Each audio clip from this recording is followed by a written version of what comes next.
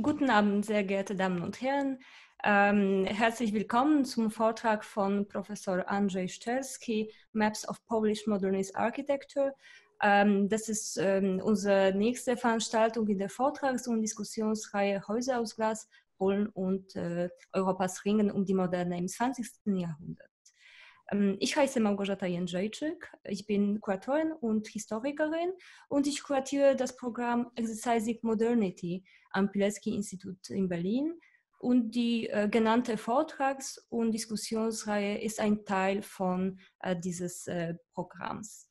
Wir hatten bereits 2 Veranstaltungen. Die erste Veranstaltung, das war Vortrag von Professor Bartosz Stürtkohl. Letztes Mal gab es ein Gespräch zwischen Martin Koreusz und Alexandra Kędziorek. Und heute werden wir den Vortrag von Professor Szczerski hören. Diesmal sowie letztes und vorletztes Mal auch alles online im virtuellen Raum.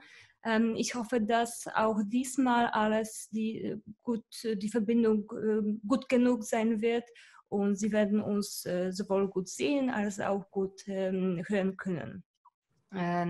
Vor ein paar Tagen haben Sie vielleicht mal, einige von Ihnen haben gesehen, die Landung der Raumkapsel auf der Internationalen Raumstation und Sie haben wahrscheinlich mitbekommen, wie gut die Verbindung zwischen der Internationalen Raumstation und der Erde war.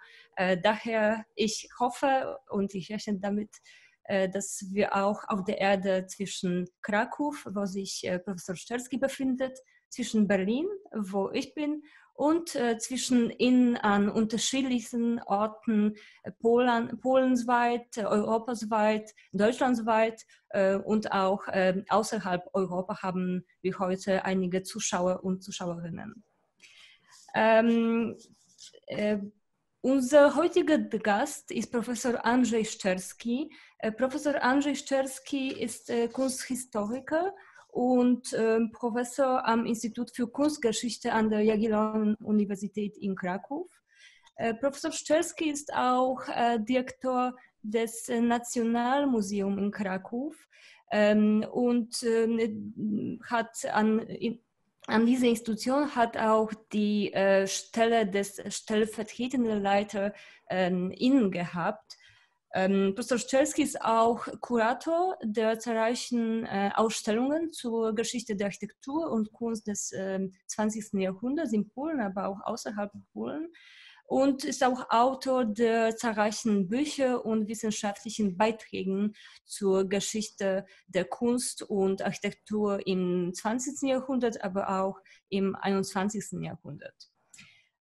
Zu den von Professor Szczerski kuratierten oder mitkuratierten Ausstellungen gehören unter anderem die Ausstellung Modernizations 1918-1939, The Future Perfect, 2010, gezeigt im Museum Sztuki in Łódź. Die Ausstellung Lviv am 24. Juni 1937, Stadtarchitektur Moderne.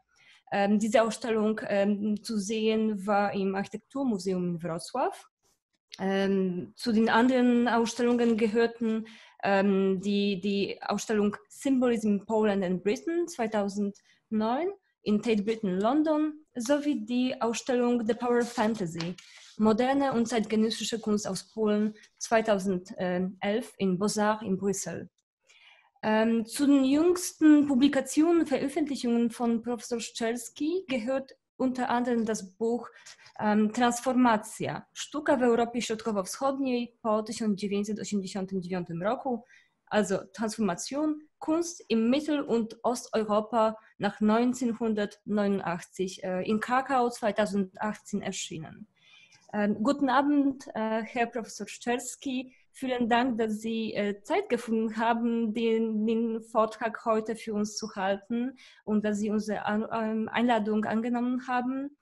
Wir freuen uns, dass wir Ihren Vortrag heute hören werden. Der Vortrag sowie Diskussion wird von Karolina Golimowska ins Englische übersetzt.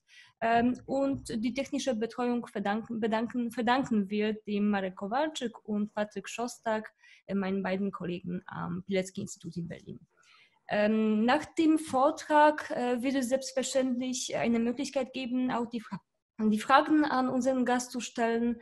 Die Fragen können Sie entweder in schriftlichen Form in der Q&A-Funktion schreiben, im Q&A-Feld. Diese Taste finden Sie unten auf Ihrem Bildschirm. Schreiben Sie einfach Ihre Fragen und ich werde die vorlesen. Oder Sie können sich auch in Q&A-Chat melden, dass Sie etwas sagen möchten und dann werden wir den Ton und beziehungsweise auch das Bild aktivieren. An dieser Stelle eigentlich möchte ich schon das Wort an Professor Szczerski übergeben, eigentlich das virtuelle Mikrofon an Professor Szczerski übergeben und Ihnen allen einen spannenden und viel impulsgebenden Vortrag wünschen. Vielleicht noch kurze Anmerkung, weil Sie nicht sehen, wie zahlreich unser Publikum heute ist.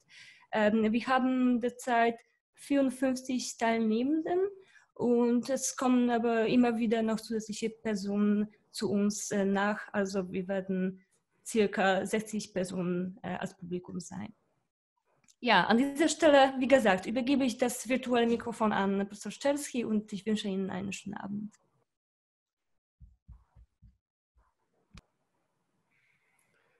Thank you very much. Guten Abend, good evening, dobry wieczór. First of all, let me thank you for the invitation to be part of this lecture series with such already excellent speakers before me, whose work I really appreciate and it's been always my inspiration. I'd like to be part of this argument in respect to architecture. But I quite like to say that this idea of connecting virtual lecture is spreading right now. But let me remind you that there is a big competition of what's behind the speakers now. Normally there are bookshelves with books. And this just simply reminds me of the fact that despite the virtual reality, we still rely on concrete objects and such as books. So the gossips about the death of books are definitely overstated.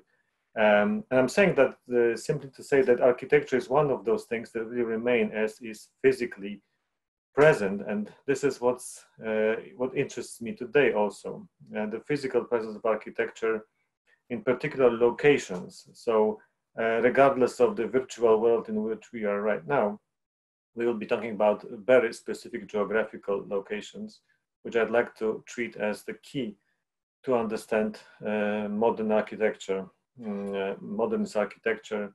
Obviously one of the keys, but from my perspective today, of the paramount importance. So let's start with the first image.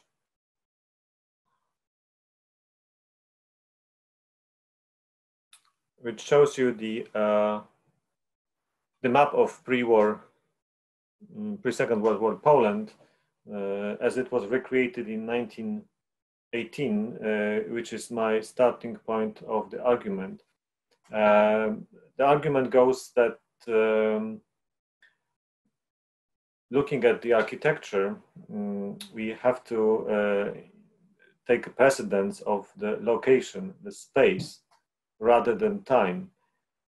Secondly, because we take the precedence of the space, we are devoid of chronology issues, and the idea of timeline is of lesser importance than the actual geolocation of architecture.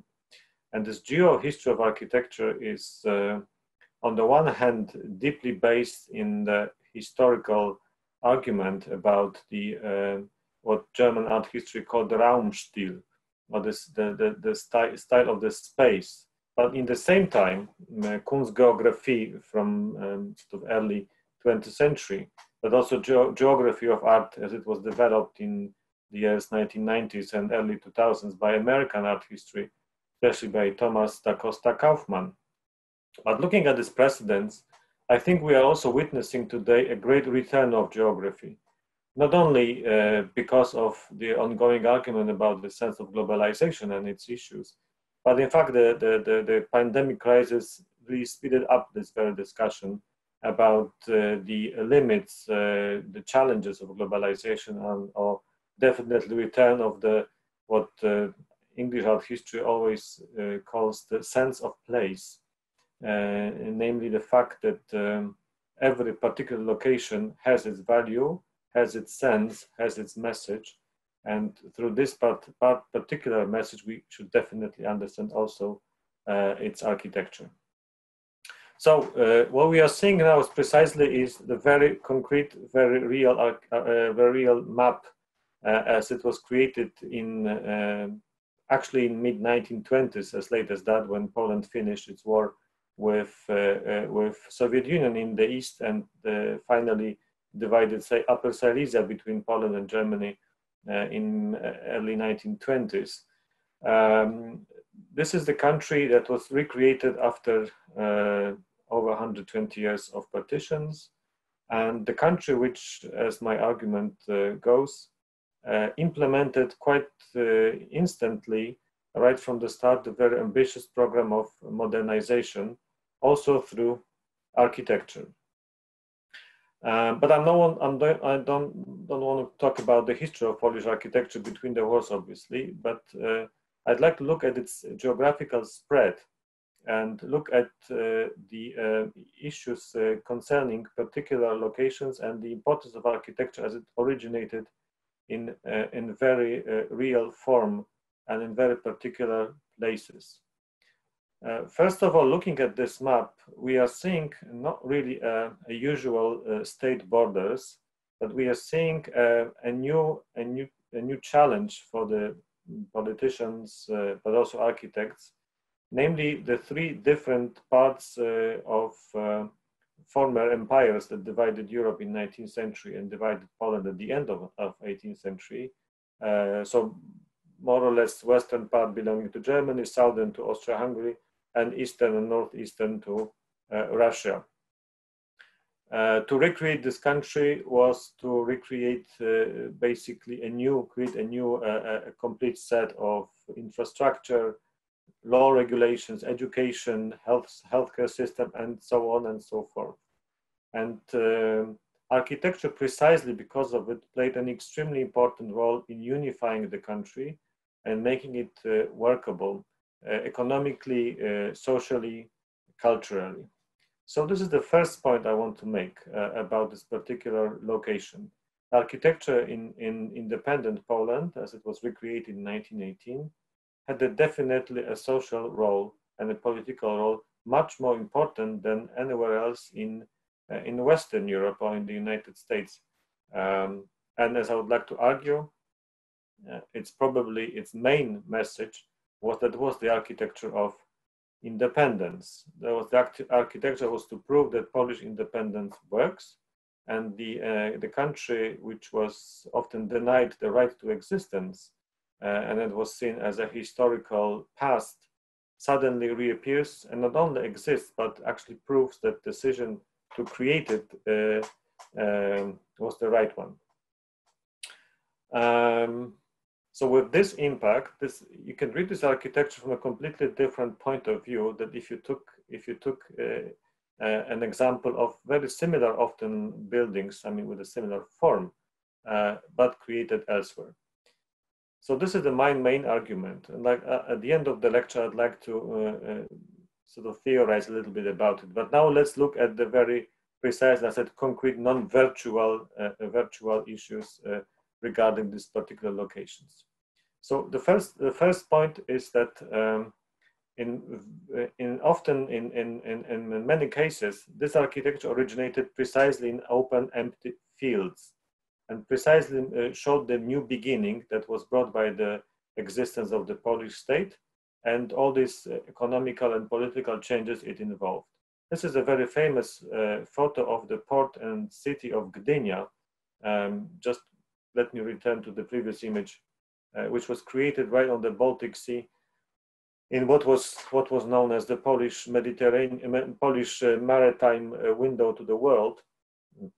A former little village on the seaside through the mainly governmental investment and also private money grew into major Polish port and a city of 120,000 inhabitants in less than 2 decades, which was an enormous effort for the country, which, to remind you, economically was ruined by the First World War, not to mention other economic challenges to unify the 3 different economical systems inherited from the partition period.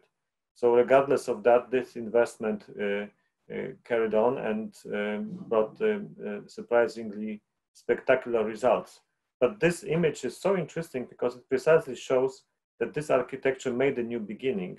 And this is another point looking at this very location, that it signified the emergence of completely new order, a completely new world on what was before unused, uncultivated piece of land, and completely reorganized the economy of Poland as it was open to the international trade through the sea routes. But Gdynia is just an example of how deep and how spectacular this geolocations of architecture was and the changes it introduced. Let me start with the architectural centers. You would imagine that countries like this, which have to be created anew, they would concentrate their efforts on creating its centers. And this is precisely the case in major cities of pre-war Poland. This is Warsaw in its historical form. You see the dark green color shows the rise of the shared territory of Warsaw in the interwar period. So it grew several times bigger than it was in 19th century, already being a 1 million inhabitant city in 1920s. And the Warsaw, which regardless of the fact that it was already a big city in the Russian Poland, in the interwar period also grew in terms of its infrastructure, but also places like sheer districts where people lived. This is the famous Żoliborz district in the north of the city.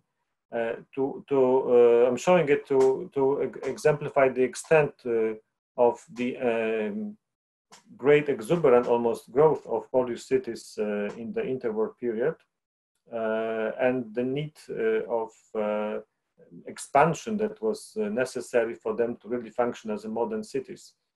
In case of Warsaw, it's quite hard to believe, but Warsaw until 1920s was divided by a rail track, and two parts of the city, northern and southern, were divided because of the economical reason. It was never built a proper rail track that wouldn't divide the city. So one of the things that was constructed already in the early 1920s was the underground rail track, which allowed the city to be formally unified and also to unify its right bank and left bank. So we're talking about also expansion not only territorially, but also in terms of infrastructure. Kraków, where I am now, my hometown, in the early 1920s was a small provincial town in former Austro-Hungarian Empire. You see, and this is basically this central part that was part of the city until 1914. It grew rapidly after the war, also to include new territories and expand dramatically to show the new beginning of the history of the city. It's almost like in Gdynia, the 19th century structure was far from efficient for modern city that Kraków wanted to be.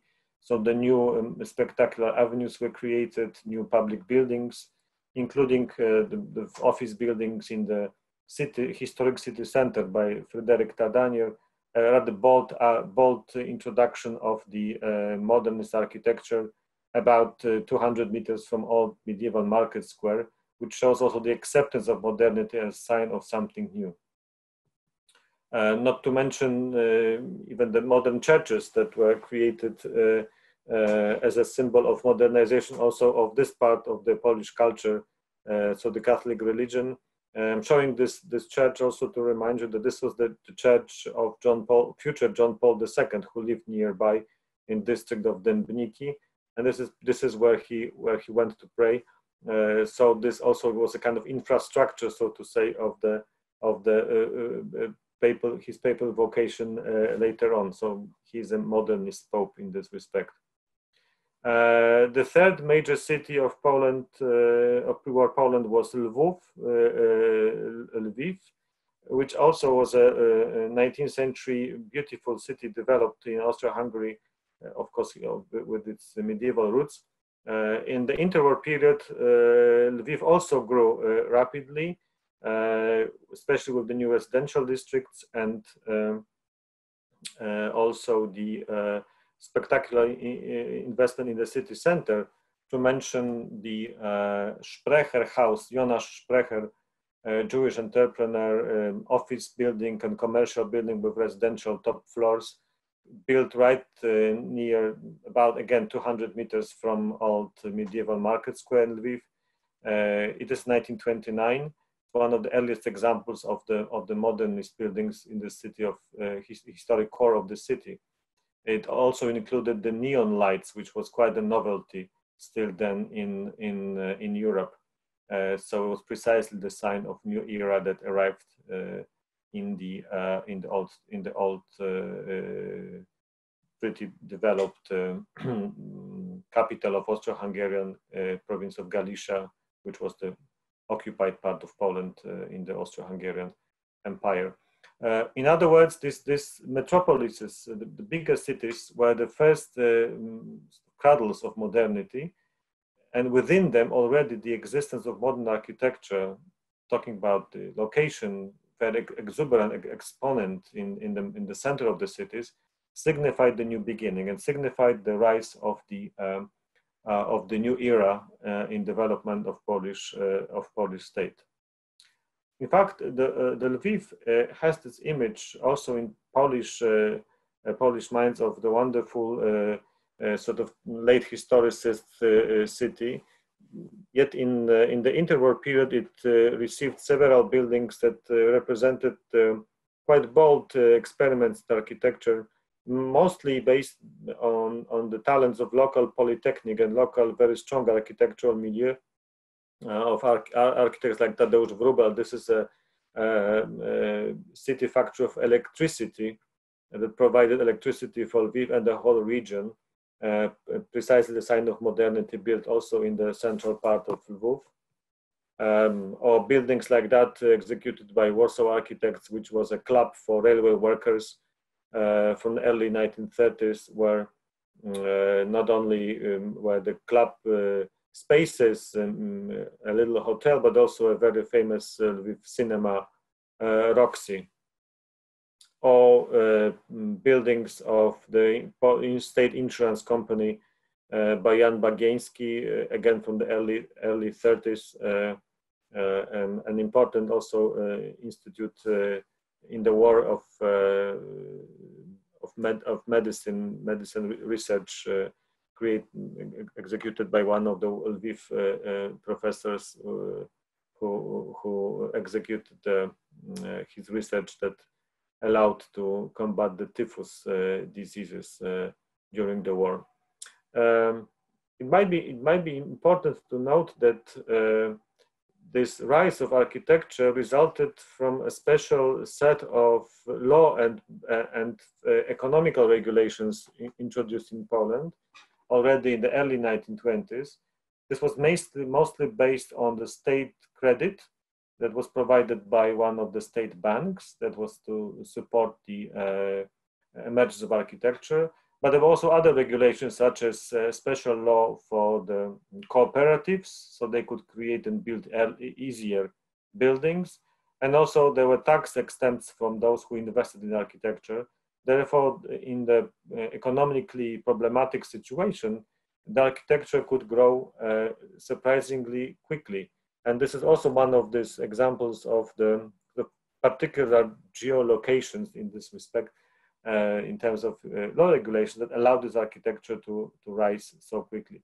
In fact, until today, we can argue that for example, the housing culture in relation to its economical value, the effects achieved, was probably the best especially in the late 1930s after the Great Crisis, much better than anything built in the communist Poland and infinitely better from anything that is built for the similar price today. Well, this is just one of those residential districts of Lvov before the war, built with private money. But if the centers of the country were an obvious places for location for architecture, there were also these amazing examples of tension zones, so to say, that also generated an immense importance of architecture and interest of architecture and necessity to find money for it to be created. So one can argue that without particular political borders and particular geolocations, without it, this architecture basically would not appear, would not emerge, would not exist. I know that Beata Stortkul spoke a lot about Upper Silesia and Silesia in principle, so I won't go into this argument very quickly, very deeply, but quickly. This is the Silesian voivodeship, autonomous voivodeship in the interwar Poland. That was the most industrialized part of Poland. It was part of the pre-war, developed by Germany before the First World War, a huge industrial hub, especially based on the coal mining, but also steelworks. And this is what Poland gained as a result of uprisings, pro-Polish uprisings in this land. But this border that looks pretty artificial was based on ethnic elements, not on anything else, mostly. And it created for Poles an enormous challenge to show that this most industrial part of pre-war Germany is not only going to work in Poland, but it's going to develop. It's going to be better off that if it stayed in the pre-war realities, so it wasn't part of the independent country. Therefore, the voivodeship gained autonomy and gained a lot of money for investment in architecture. And it really is one of the most interesting places to study modernist architecture in Poland, with its capital Katowice, but also smaller cities around it. So if you look at the aerial view of Katowice, if this was part that developed in 19th century, this is the part that was completely redeveloped in the interwar period, which also laid the foundations for the future expansion of Katowice, which is now becoming one of the most interesting Polish cities in terms of results of the current transformation too. And it's places like the seat of local government, but also residential areas, the huge cathedral, were all signs of modernity in this industrial city of the pre-war Germany, now becoming one of the sort of pearls in crown of Polish newly independent state. So this elegant residential architecture, precisely created by the architects who came from Lviv and from Lviv Polytechnic, became the symbol of the modern Katowice. But not only Katowice, it's very important to remember that also southern part of the voivodeship, place like Bielsko, which was an important center for textile industry in Austria-Hungary, continued to develop, and the local architects were also coming from Lviv Polytechnic mostly, and they got commissioned to design buildings like this residential. An interesting example of how this modernity, fashion for modernity developed was this rather just a curious example of precisely this peripheral modernity, which is so interesting from my perspective. This is a villa built in the little town of Skoczów, where there was another factory producing leather goods owned by the Zinaiberger family who lived there from early 19th century. And this family commissioned Jacques Groac, the Viennese architect, to design for them a villa, which was supposed to represent the pinnacle of Viennese modernism. And it still stands in Skoczów, but it's now nationalized. The interesting thing is that this represents a Viennese modernity. And if you look at this, this building from the outside perspective, you would think, well, okay, it's a unique example of modern architecture in sort of provincial city of pretty provincial Poland. But if you look at it from the historical reality, in fact, the Sinai-Berger family, they wanted to keep pace with the rest of the region, which developed very quickly, and they wanted to have as modern building as the rest of the industrialists in this area had already in the early 1930s. So they commissioned a tip-top architect from Vienna to work for them. And this explains why in this particular location, very far from the major centers, this rather splendid example of modernist architecture originated. The scale of investment reached beyond the housing or public buildings like offices and industrial or insurance buildings that I showed you already before. This is an example of highly developed healthcare buildings, healthcare system that Poland invested a lot in the interwar period. These buildings originated often in a very rundown, forgotten areas, which were known as good spas or were developed as good spas and health centers for the new country and its population. This is near from Bielsko, tuberculosis sanatorium in Bystra. The Silesian voivodeship also invested a lot of money in the infrastructure of schooling, education infrastructure, and also commissioning rather splendid architects like Karol Scheier to design schools, kindergartens. And on top of that, the Polish president received a gift from the Silesian voivodeship. It's modernist palace, or residential palace, designed by Adolf Szyszko-Bochusz from Kraków, which was a particular blend of the local material and the standard very spectacular modernist forms in a rather excellent synthesis. And it precisely showed that this voivodeship gave Polish president a sign of modernity, that this is the most developed part of his country that he rules, whoever he is the president, but in the same time showing that the head of state, of Polish state, if it wants to be presented in a new form, it has to be modernist form. And in this particular location, far in the mountains, this building originated. This is 1929, by the way, so it's quite early. And it had this rather unexpected fittings with the modernist furniture of the highest quality, designed by Pronaszko and Padlewski. If you can imagine that modernist architecture originated in the most industrialized part of the country, for obvious reasons, mostly economic, this argument can be a bit more complicated if you look at the southern and eastern part of the country, which were less developed and economically less developed than Silesia, far less developed. Still, they also became the hubs for modern architecture on a smaller scale, but still. And I think this is also very, very, very important to remember, that the existence of the new state was precisely the reason why this architecture originated or developed. These are parts of pre-war Poland, which is now obviously Ukraine, Western Ukraine, with the cities in Polish known as Stanisławów, in Ukrainian Ivano-Frankivsk. And it's interesting also to realize that this architecture functions very well in Ukraine today. So it has become also a part of the identity of the place, regardless of the political realities and its state belonging. So I'll be showing you a few examples from the cities of Stanisławów, to use the Polish name, Truskawiec and Morszyn, which were spa cities in this part of the country. Here we have a Carpathian mountains already, and south is already Romania.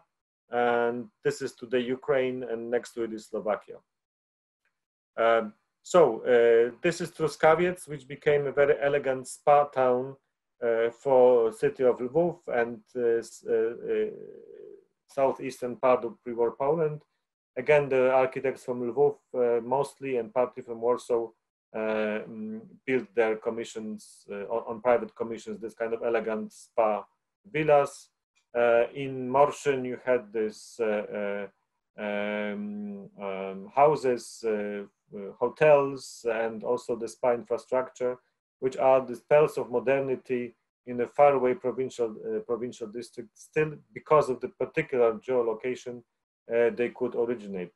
The spa culture had to be modern to attract the contemporary audience.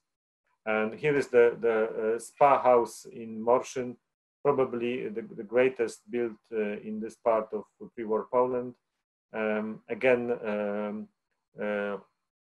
It reminds me of this famous 18th century stereotypical slogan that the further you go, each border you cross, if you go to the east of Europe, after each border there's a loss of civilization. In fact, you can argue the vice versa. In case of recreated Poland, the further you went to the east, the more you would be surprised to find this enclaves of modernity as they originated in places you wouldn't expect them to be. And this brings me to this reflection about the idea of centers and peripheries in principle. So the blurring between them is more important than showing that they're completely different realities. This sort of island modernity, which would see the centers as the only places modern architecture originated, is completely falsified within one country, but as I would like to argue also in the broader context. But let's move on. Just to show you the spectacular example of the town hall in Stanisławów, created by basically local architect Stanisław Trela, with example of how he could play with the modernist form, with its light and sort of almost irony. It became the symbol of the quite large late 19th century city, and today it's very well kept and became a symbol of the city ongoing. So it's sort of blend of Art Deco and modernist forms. In fact, this is also to remember that in these peripheral locations, often the modernist forms are treated in a very unusual, untraditional, unorthodox way, such as this one. And this is also one of the values of architecture in these geolocations, where they have a much more freedom. It's often based on the particular local taste and economical possibilities or ambitions, which often result in these unusual forms, which also are of value and are there to be appreciated. Then if you go across the eastern border of the pre-war Poland, there are some rather interesting examples of how architecture developed because of the existence of the new state and its necessities. So this is Wołyń, the voivodeship in the middle part of the eastern Poland. We were Poland with the investment in church ecclesiastical architecture. This was one of the major churches built for the Polish military corps that was stationed there in the city of Sarny. Interestingly enough, on the border between Poland and Soviet Union, these buildings were created for the local units, the military units that were to protect the border, and they also had this form of the not modernist at all. But I'm showing it as a curiosity how much the idea of the wooden architecture also developed in the 1930s, and this is one of those chapters of the peripheral modernity that still has to be properly researched. There was a great amount of wooden modernist architecture, semi-modern like this one, that also originated in this peripheral locations. If we go further north, This is voivodeship of Novogródek in Belarus. Here, the interesting point is the city of Baranowice, where there was a radio station, Polish radio station, again built in modernist form, and it was a sign of the new state. Today, it still works as a radio station. The city of Brześć received this huge town hall. Again, that was to show its advancement and its progress in the new Polish state. And if you go further north in voivodeship of Vilnius, so in Lithuania and Belarus, the Vilnius itself developed. It's actually quite interesting. Speaking about the existence of this architecture today, there's also a growing interest in the interwar of Vilnius art and architecture, and these buildings also start to become symbols of the city, regardless of the political tensions of the pre-war Poland and Lithuania surrounding the city. So this is a Polish bank in the one of those major avenues in Vilnius that was created by Żurawski in the 1930s. And also, if you go further north, the border was also defined by the architecture of Polish military corpses stationed there. They were normally not modernists, as you can see. This is a reference to Polish manor house architecture, but occasionally they also received the modernist forms. Anyway, this architecture originated there because of the particular geographical context. And to understand the impact of geography on architecture, one has to, however, mention, except for the border lines, border districts, which are obvious tension zones, one could also look at this experiment in Polish architectural history. So the central industrial district created in the middle of the country, precisely because it was as far as possible from all two most dangerous borders with Germany and Soviet Union. This is 1937-38. The state decided to build there a whole set of factories and new towns for workers, and develop basically a military industry. So there's huge investment to raise the whole economical niveau of development of this particular lands that were sort of provincial lands within the country, and through new architecture give them a new future. Again, if you look at this is precisely where the three former occupying powers, their borders met. So this was more or less Germany here, this was Russia, and here this was Austria-Hungary. So this was precisely the borderland between Russia and Austria-Hungary for over 120 years. So it was definitely underdeveloped, and now it had a new start. So this enclave of modernity could emerge because of its particular geographical location, not because of anything else. And in fact, these cities like Stalowa Wola here that were built anew, but also smaller ones. Sometimes there was just a factory and a residential district around it. They still form a sort of separate identity. So if you travel there even today, in contemporary Poland, which has a completely different borders, you still feel that this is a land somehow redefined anew by architecture in the late 30s. This is a very short story. They had about 2 years to build it all, and it's surprising how effective it is and how good it is. I mean, this is Stalowa Wola, just a few examples of the working class housing, and still this is a story that is being studied for several years now in Poland, and it surprisingly has become once again the pillar of Polish modern identity today. It's often presented as a pattern to be followed today, with the bold state investment, but also the private interest in sort of reaching the new level of development as a major tool to develop Poland, also through new architecture. The creation of the central industrial district involved also creation of new electricity set grids. So with the, for instance, the electric plants, water plants that were created in southern part of the country.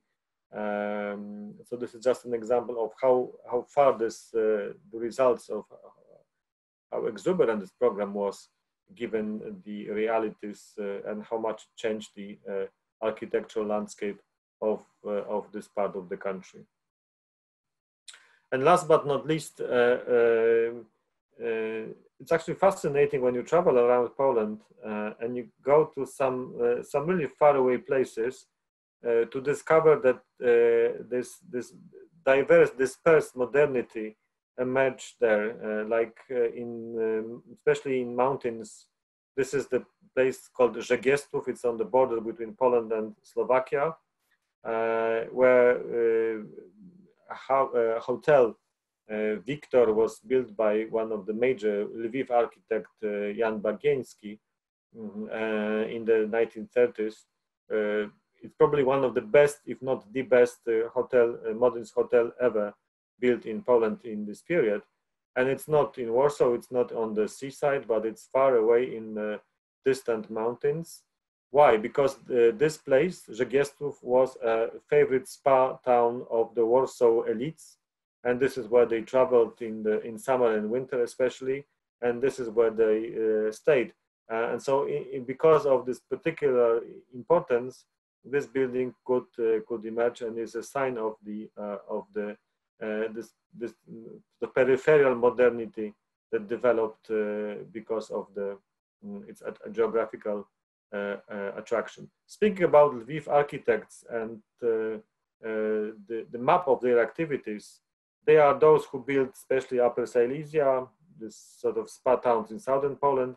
But after the war, Second World War, as the Polytechnic of Lviv was transferred to Gliwice, pre-war Gliwice, and to Wrocław, pre-war Breslau, they started to be those who built actually the Lower Silesia and Wrocław as it is now known. So the effects, the aftermath of the geography of the pre-war Poland continued after the war in a new location. Coming to conclusion and making the last point, but rather important one, is to realize what are the effects of this architecture in a broader context. I think when you look at the peripheral modernism and its challenges and its hopes, you have to understand the logic behind it. Not just in a particular location, and you just can't see it on as an investment on a local scale, but you have to see it in a broader context. So Poland, as it was created after the First World War, not only wanted just to survive, but it had huge ambitions to become a major power in Central Eastern Europe and to quickly advance in terms of its development on every possible level. So the new architecture was also to stand for it. It was not only to unify the country, not only to show that independence works, not only to some extent to convince the ethnic minorities of Poland, especially in the eastern lands, that Poland is good for them, but also it signaled the hopes for Poland to be once again a major country in Europe. So this is a map that was published in an institute called the Baltic Institute, which was a research think tank founded in the 1920s. That was to study the future of Gdynia, the port I started with, and the city I started with today, that showed Gdynia not only as a port for Polish economy crucial, but also as a port for the whole Central Eastern Europe. I mean, this was to be the port that was to provide a window to the world for the region that was often seen as a backward and had problematic relations with major European powers, Germany, France, Soviet Union, and Italy. This was to give them its new future and its new stability.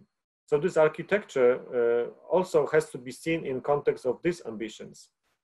The architecture represented hopes for complete redesigning of Europe and also has to be read in this context. Following on that, Gdynia was also a window to the real world for Polish not only tourist traffic, but also for immigration to a great extent. This was a window for those who wanted to emigrate to the United States. The immigration in Poland was rather significant because of the overpopulation and the economical difficult situation. It started to lessen in the late 30s, but it was still immense. And the second immigration wave was to Israel, which I will come back to in a minute. It was basically a Jewish immigration to the land of Palestine. But what's interesting is that the success of Gdynia in terms of economy, but also its architectural impact, was the development of the Polish colonial idea. It was run by one of, again, non-state think tanks called the Sea and Colonial League, which developed the hopes that Poland would gain its colonies on the expense of Germany, because Poland being part of Poland being part of pre-war Germany somehow earned for Germans to have colonies in Africa. So now Poland could claim also parts of these colonies for itself. But also Poland was supposed to buy its lands, buy the lands to develop economical relations with countries in Latin America or in Africa for the benefit of its economical progress. So this concept that sounds rather bizarre today was part of the European landscape of the 1930s. Just to remind you that Italy fought colonial wars in Africa, in Somalia, in Ethiopia in 1930s very much. So this idea of having colonies, this is a poster of this Sea and Colonial League saying we desire colonies for Poland, resulted in the also publications about the Polish investment in Liberia. In fact, Liberia was a country that was represented by Poland in the League of Nations in the interwar period. So there were sometimes unusual geographical locations that developed, and this is precisely what interests me also about architecture. What kind of connections you can make if you look at the peripheral modernisms and their hopes to be internationally visible. So the colonial idea also showed this existence of alternative geographies, right? That through the existence of the new state in Europe, you can not only redesign this part of Europe, Central Eastern Europe. In fact, the whole set of new states created there signified a new beginning for this part of Europe. But each of those countries developed its own geography, its own cultural geography as well. Just to give you the famous example of the essay from the 1930s by Jan Parandowski about Poland. The title says Poland lies on the Mediterranean Sea, which not relate not to the real architecture, real geography obviously, but to this cultural geography of Poland. Because Parandowski, who was a classical scholar, studied classics, he exemplified the fact that Polish cultural identity is not influenced neither by Germany, nor Russia, nor anything else, but by its connection with Latin tradition through Catholic Church, through the contact with Italian Renaissance, through the Latin language that was spoken at the Polish courts and Polish intellectual elites until the 17th century fluently. So this idea that Poland is on the Mediterranean Sea also showed that these countries developed precisely a new geographies for themselves based on the fact that they wanted to show the new beginning in their history that architecture stood for. But is it so absurd to say that Poland lays on the Mediterranean Sea, coming back to the history of architecture? Maybe not, maybe not. Look at this, and that's my final point. Look at this. This is the architecture of Polish architects who studied in Poland, who developed their talents in Poland, in Warsaw, in Lviv, where two polytechnics existed, but also in Kraków. And they started to be active beyond Poland. And this is precisely on the Mediterranean Sea, by the way. This is Lucian Korngold, architect from Warsaw, educated in Warsaw, who got commissioned to design this Yabinsky house in Tel Aviv in 1932. Kongold, precisely beautiful city on the Mediterranean Sea. So his architecture is lying on the Mediterranean Sea, as Barandowski would imagine. Not only that it represents international modernism, but it represents also this new, I think, chapter, challenge to understand the history of architecture of countries such as Poland, to look at the impact of their architects internationally. Again, in the context of these particular stories that are behind each of those houses. In this case, Kongold, who came from the Polonized Jewish family, got through his Jewish friends, he got commissioned to design things in Tel Aviv. He lived there for a short time, but then he returned to Warsaw because he didn't find enough interesting commissions in Tel Aviv. So Warsaw for him was much more interesting. But that was not the end of the story. He survived the war because he escaped from Europe. And his second part of his life after the war was in Brazil. And this is his famous building in Esplanada, Sao Paulo, 1948, which represents precisely the best of the early modernist post-war architecture in Brazil. But it doesn't differ that much from what he designed or would have designed in Warsaw if there was no war and if the city wasn't completely razed from the ground. Right to the ground. So you can argue that this is a Warsaw architecture on the other side of the Atlantic. These stories about the afterlife of Polish modernism, pre-war modernism after the war, are sometimes really surprising. A lot of architects stayed abroad because of especially political reasons, but also professional reasons. Not everyone could come back to communist Poland, and also some found basically a new life internationally, and brought with them to those countries the experiences and knowledge they had acquired in Poland, pre-war Poland. This is Karol Szajer, the architect from Lviv, who was mostly active in Katowice, in Upper Silesia. After the war, he became a chief architect in Beirut, in Lebanon. And this is one of the office buildings that he built in Beirut in 1954. He became one of the major proponents of modernist architecture in 50s in Lebanon. Perhaps the most unusual is this history of Machi Novitskiy, an architect, very young one, before the war, who just finished the Polytechnic of Warsaw. And he decided after a short period of life in Poland after Second World War to start a new life in the United States, mostly because of private and political reasons. He developed his practice in the States quite quickly and became a collaborator of major architects such as Adolf Meyer, who asked him to work on the design for Chandigarh in India, the new capital of the Punjab state.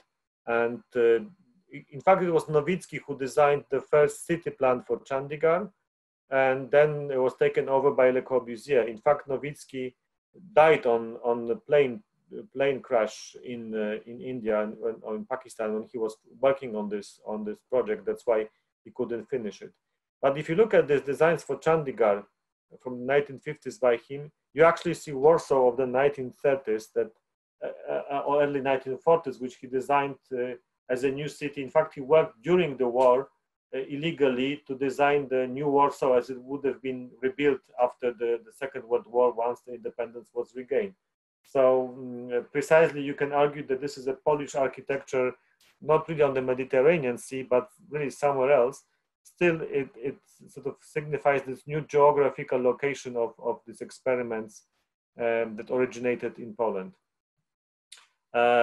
Those stories carried on also by the generations who were not educated in pre-war Poland anymore, but they continued this modernist trend in Polish architecture that originated in the interwar Poland. Just to remind you of the Polish architects from Kraków, Bureau Miasto Projekt, who in the 1960s were commissioned to design master plan of Baghdad. This is a subject studied by Łukasz Stanek, who showed that the post-colonial world countries, they very much relied on the support of Soviet Union in many decades of their existence, especially in Arabic countries. The importance of Soviet Union was huge, and through the context of Soviet Union and the whole Eastern Bloc, they were commissioned to design buildings there to great extent. And in Iraq, for instance, in Kuwait, Polish architects were active. Probably the plan of Baghdad is the most spectacular of all they designed. In fact, it was partly implemented in the 1960s. But it was just the Middle East, but especially Africa, that became the hub for this modernist architecture from Poland of post-war. As an example, let me show you the trade fair in Accra, the capital of Ghana, which was designed by a duo of Polish architects, Jacek Chyrosz and Stanisław Rymaszewski in 1967. A lot of it was actually executed. Today, it's quite well preserved, partly functions as a trade fair area. And it shows you that this geography of modernity is much more complicated, and these sort of provincial countries in fact produce the architecture that can also exist really far away from their borders. So to conclude, this is a map of Docomomo, the map of modern architecture. I think this is one of the greatest achievements of the last decades, to realize how much and how dispersed the modernity and modern architecture is around the world.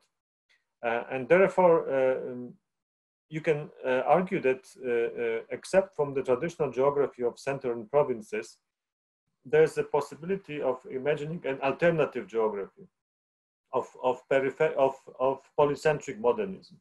Polycentric modernism, which, as I would argue, says that there is no single center of modernism, not in a sense that it was developed, it wasn't developed in France, in Germany, or United States, because it was, but rather that the existence of architecture, that emergence of the architecture in particular locations is actually conditioned by very different circumstances. And therefore, you cannot argue that the provinces always follow the centers. In fact, they interpret the principles in a completely new, innovative way, but also the architecture functions there in a innovative form. Also, each of these polycentric centers of modernism creates an original, unique program of modernization, and it's an effective program that allows this place to achieve the aims of the modern era. So basically, let's call it an advancement of culture and civilization, to use the very traditional words. Secondly, the polycentric modernism allows us to realize or to understand there is no single pattern of modernization around the world. So the multiple modernisms actually are much more interesting to study. And in terms of architectural history, you often may find the buildings that look the same, but in fact are of completely different origin, completely different message, completely different importance. So the point I made in the beginning is that in Polish case, modernism could be the sign of independence and the expression of independence. In Soviet Union, it could be the sign of the victory of communism over capitalism. Or in United Kingdom, it could be the symbol of colonization, like New Delhi architecture by Lachens. Thirdly, the polycentric modernism also allows us to look at the places known as peripheries as having their own quality and value, because they have this amazing capacity to synthesize different influences in their activities, and as such create a new values in its architecture, and then even export it, like in case of Polish architecture, as I showed you, in case of Machi Novitskiy or Lucian Korngold. So therefore, the polycentric modernism completely reverses the relation center provinces. It actually shows that each of those provincial area locations has its own value and can contribute to the importance of the understanding of modern movement. It's also the fact that when you look at modernist architecture, you have to abandon the traditional divisions based on borders and political borders, both economical borders. Sometimes these buildings originate in places you wouldn't expect them to be if you treat these spaces separately. And last but not least, the polycentric modernism is also a reference to critical regionalism by Kenneth Frampton, obviously, because it refers to the idea of place as crucial for the existence of architecture.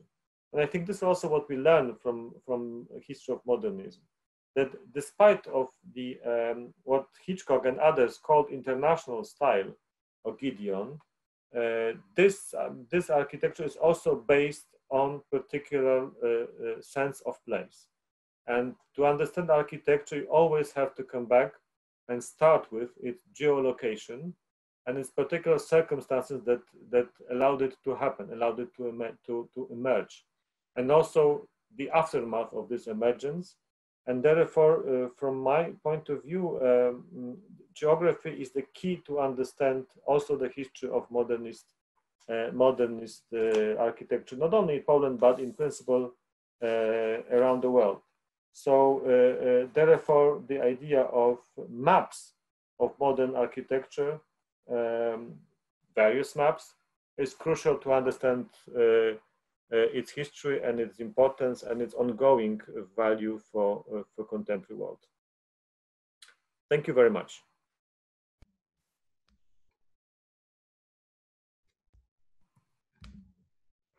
Vielen Dank für den aufschlussreichen und informativen Vortrag.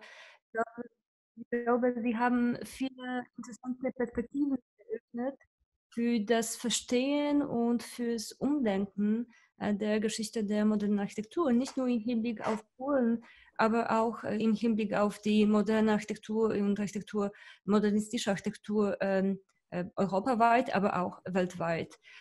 Ich habe gesehen, jetzt ist die Zeit für die Fragen, für Ihre Fragen. Ich habe gesehen, wir haben bereits erste Wortmeldung und ich übergebe das Wort an Mateusz Fałkowski.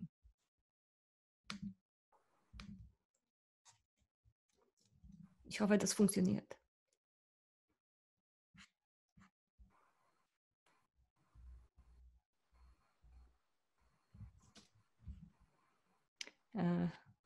We can't hear you, Mateusz.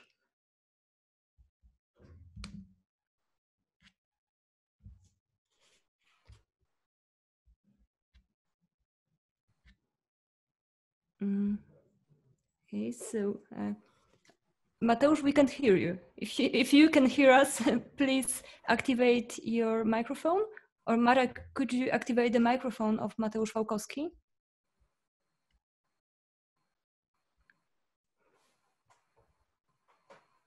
Now it should work. Many thanks for interesting lecture. So I would like to ask about how, in what way, Poland was unique place for such a provincial modernization. So could you say something more about the regional aspect of this movement? So what about, for example, about Czechoslovakia in this time, or some other places or regions or locations which are quite close to Poland and maybe with also similar background in education, so not so far from Lviv or some other places you mentioned? Yes, thanks a lot. It's true that you have to see Poland in the context of the whole region, and this has been always part of my studies, that the whole part, the Central Eastern Europe, with all its changing borders, became this incredible experiment of modernization in Europe, and was a fertile ground for many unusual experiments. So, yet there are, with all the similarities, each of the countries has its own unique special problems. In case of Poland, this was the case of unification of three different lands of the three different partitioning powers. It was the scale of the country. It was a huge country if you compare it with others in Europe, also in terms of both in population and territory. It was a huge country, extremely diverse. So Czechoslovakia was also quite big, but not as big as Poland, and it was much better off right from the start. So it didn't encounter that many problems as Poland. Thirdly, Poland was a quite different, diversified ethnically country that also created a lot of tensions within its borders. So with all that, I think the Poles basically faced the greatest challenges, and also had to rely on relatively limited resources. The only country of comparable scale was Yugoslavia, but then the differences were even greater, and parts of the Yugoslavia were much better off than entire part of Polish state. So you can go on with these little details and find the differences. I would also argue that in case of Poland, I think the state was the most ambitious of all those countries in Central Eastern Europe. So the investments like Gdynia or Central Industrial Region didn't happen anywhere else. So the state-run economy was probably the biggest in Poland. So in terms of scale and problems, I think Poland was basically the biggest riddle. And yes, it's also important to remember that Poland was the only country of this region that had such ambitious geopolitical plans. Most of the countries around, they basically wanted to survive, or they were creating the alliances within the existing realities, like the Little Entente, for instance, and others. Whereas Poland was quite keen to build its own set of political alliances, and I think because of it, this bold plans for Gdynia, for instance, or for Central Industrial Region, were possible. So that'd be my answer. Within the region, there are differences. That's true, but I absolutely agree with you that this whole part of Europe faced more or less similar challenges.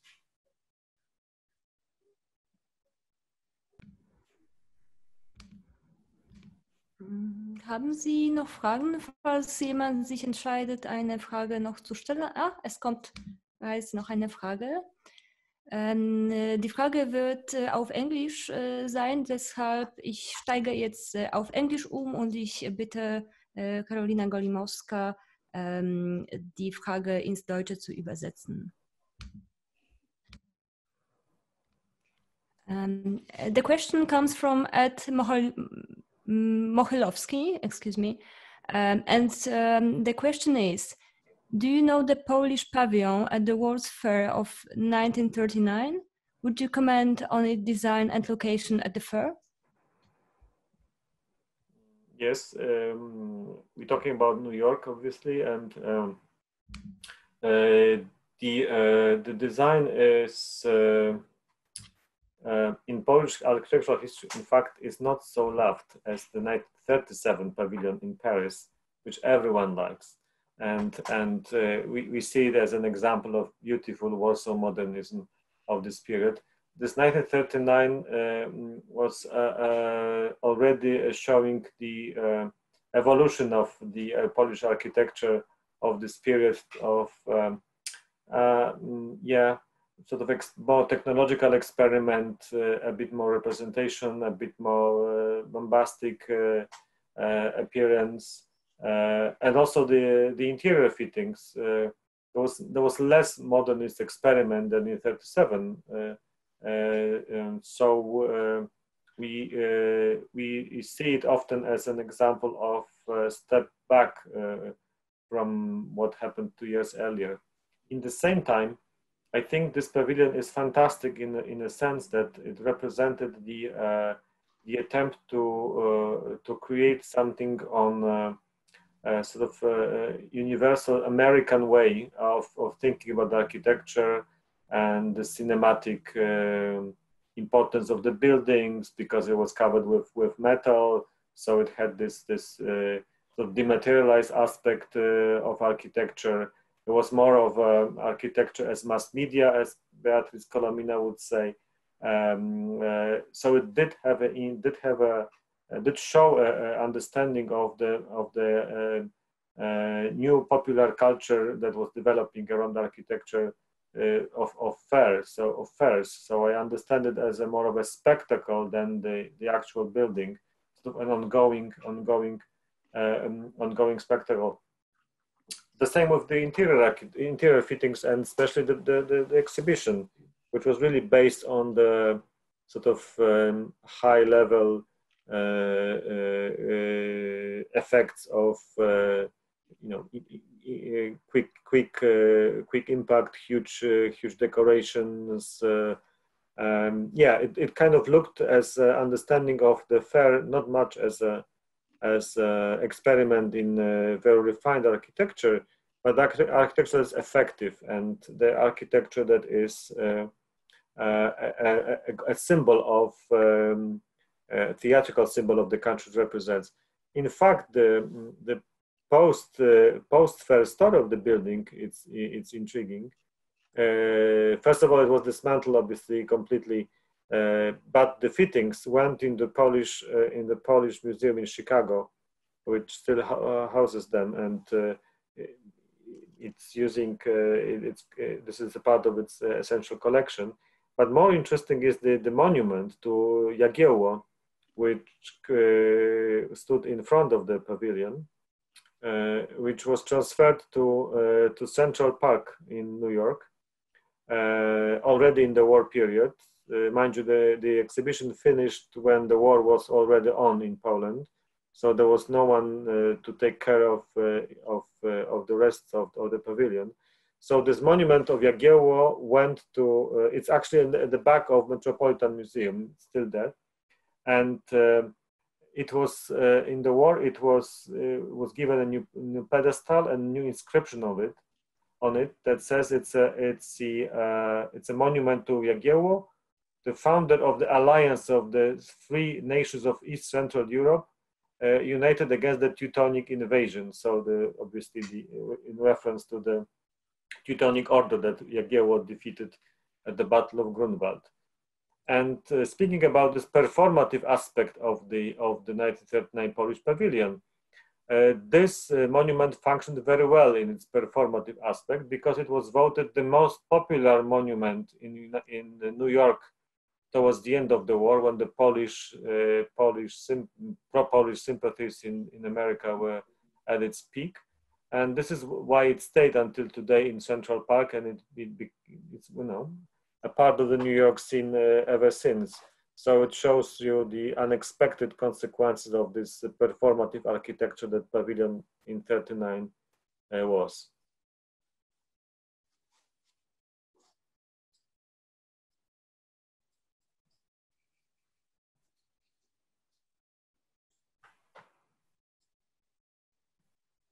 Ich würde gerne eine Frage stellen zu dem Modell, die Sie uns vorgestellt haben, also zum Modell von Verhältnissen und Relationen zwischen einerseits Modernisierungsprozessen und der modernistischen Architektur, andererseits zwischen Peripherien und Zentren. Ist das ein Postulat, um die Geschichte oder Forschungen zur Architektur der Moderne zu strukturieren? Ist das ein methodologisches Postulat, um das umzuwandeln, oder ist das mehr anwendbar spezifisch auf die Architektur des Regions, also Polen und Zentral-Osteuropa? Wie sehen Sie das?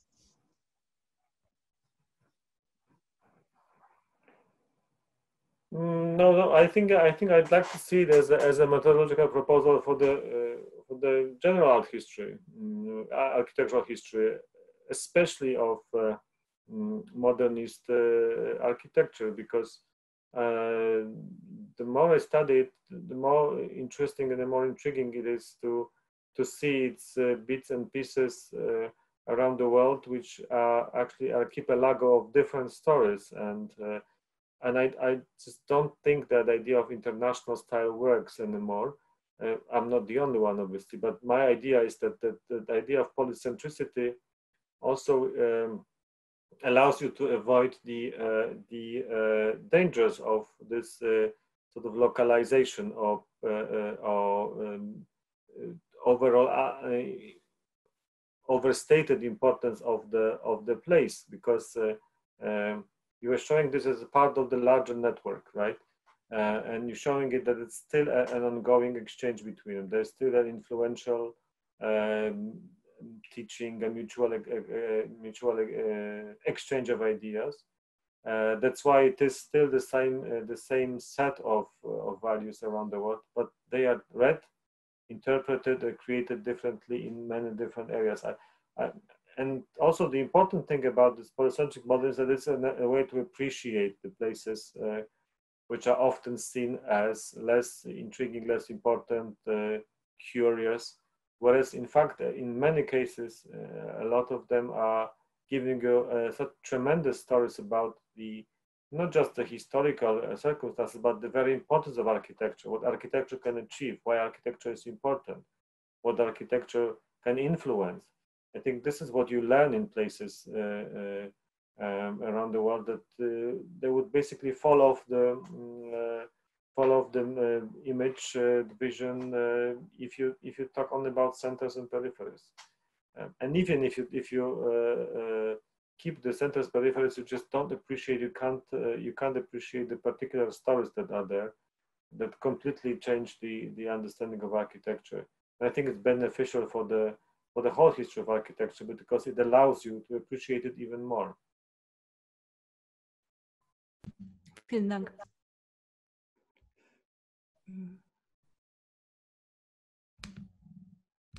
Ich sehe zurzeit keine Fragen mehr, sondern an dieser Stelle würde ich mich sehr herzlich beim Professor Szczerski für den Vortrag bedanken. Ich bedanke mich auch bei Ihnen, bei unserem Publikum, fürs Dasein, fürs Zuschauen und Zuhören. Bevor ich mich verabschiede, möchte ich noch kurz auf unsere 2 kommende Veranstaltungen aufmerksam machen. Das sind am 9. Juni findet eine Online-Diskussion statt unter dem Titel oder unter dem Motto Die Intelligenzaktion und Errichtung des KL Auschwitz, eine Veranstaltung zum 80. Jahrestag des ersten Transports von Gefangenen nach Auschwitz. Und das ist die Diskussion mit Dr. Piotr Setkiewicz, Leiter des Forschungszentrums am Museum Auschwitz-Birkenau, und mit Professor Nikolaus Wachsmann vom Birkbeck College an der University of London.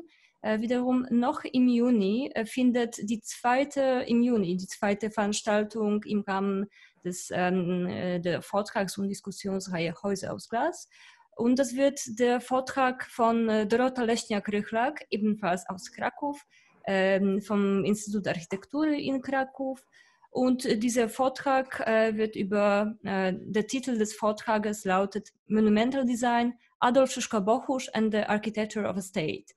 Also wir werden schon fokussiert auf eine bestimmte architektonische Persönlichkeit schauen können, die eben dieses unterschiedliche Sprachen der Modernismus verwendet hat, um auch einige Ziele oder Erwartungen zu erfüllen zu können und auch die Moderne zu gestalten. Daher, ich lade Sie herzlich ein, auch am 9. und am 18. Juni mit uns zu sein. Und ich wünsche Ihnen einen schönen Abend. Bleiben Sie gesund, passen Sie auf sich auf und hoffentlich bis zum nächsten Mal. Noch einmal vielen Dank bei Ihnen und bei Professor Andrzej Szczerski. Tschüss. Thank you very much. Thank you very much for the invitation, for this excellent occasion to meet, despite of the situation where we are now. And I wish you all the best for the future. Thanks a lot.